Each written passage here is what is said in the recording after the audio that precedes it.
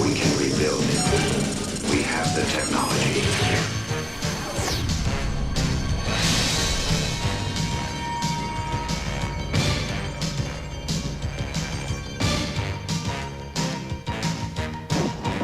The year was 1984.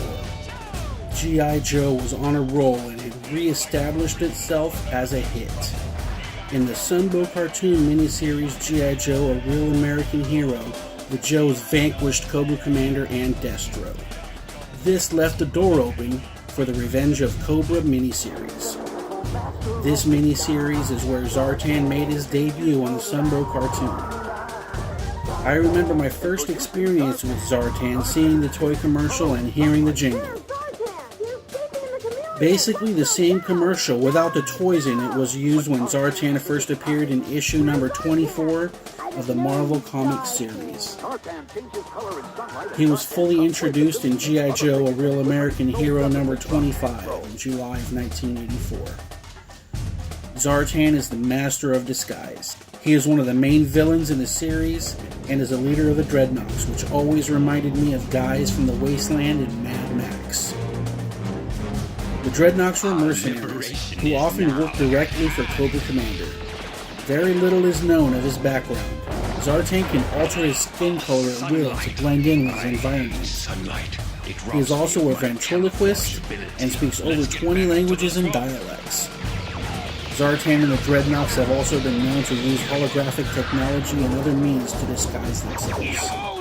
The 1984 Zartan action figure featured UV reactive plastic, and when exposed to sunlight, Zartan's skin changed to a dark blue. The action figure also came with thermal sensitive stickers that were applied to Zartan's chest and thigh armor. These stickers changed from maroon when cold to aqua at room temperature and blue when hot. A small face mask, included in a detachable backpack, completed the disguise. The action figures for Zartan's brother Xandar and sister Zarana were also constructed of the same UV reactive plastic. This plastic was softer than the brittle plastic usually used by Hasbro to construct their action figures. This yielded pros and cons for the figure. Some pros were that their thumbs and elbows rarely cracked at all. This was a great feature coming on the heels of the brittle thumbs and elbows of the straight arm figures. However, the crotch was still brittle, as were any parts without the UV reactive plastic. The big con for Zartan was that he and his siblings were really tough to repair. The malleability of the plastic led Hasbro to glue the torsos together to keep the heads and arms in place. This led to an army of Zartans with severed legs. Zartan's was a pain to repair, since you had to try to figure out how to get the torso separated and replace the O-ring. This dilemma led me to many different experiments in my journey as a Joe collector. How do I get these torsos to split so I can replace the O-ring? I tried prying them apart, which had varying degrees of success. Some would just snap at the glue joints and be easy to fix. Some would rip and be ruined. It was an accident that led me to figure out how to repair Zartan. I remembered that as a kid I froze a Zartan figure and he turned blue in the ice. I had the idea to see if there was any change of color if I applied heat, so I put him into hot water that had just been boiled. His head and arm fell out of the torso soon after. I was shocked.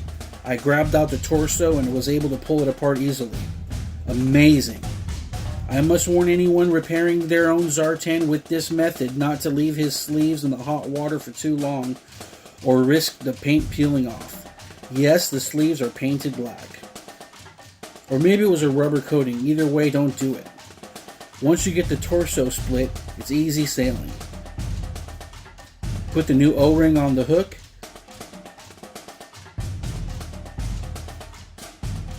Pull the legs through the crotch piece.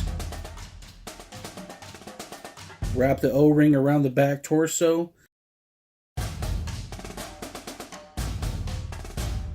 Balance the head and arms in their respective spots.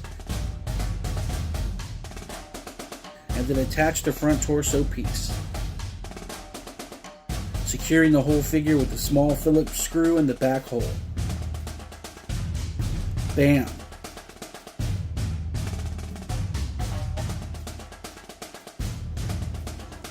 Zartan is back to wreak havoc on G.I. Joe. So if you have an injured Zartan, or know someone who does, you can repair this classic figure. Now you know. Now we know. And knowing is half the battle.